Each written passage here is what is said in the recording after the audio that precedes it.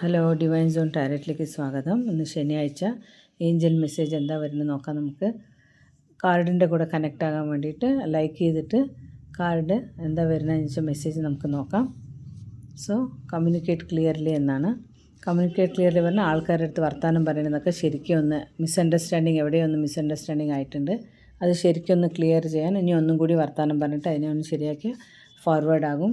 കാര്യങ്ങളെല്ലാം മുന്നോട്ട് പോകാനുള്ള സാധ്യതയുണ്ട്. പിന്നെ ഓപ്പർച്യൂണിറ്റി പറഞ്ഞാൽ ഈ വർത്തമാനമൊക്കെ പറഞ്ഞു കഴിഞ്ഞാൽ നല്ല പോസിറ്റീവ് ഗ്രോത്ത് കാണാനുള്ള സാധ്യതയുണ്ട്.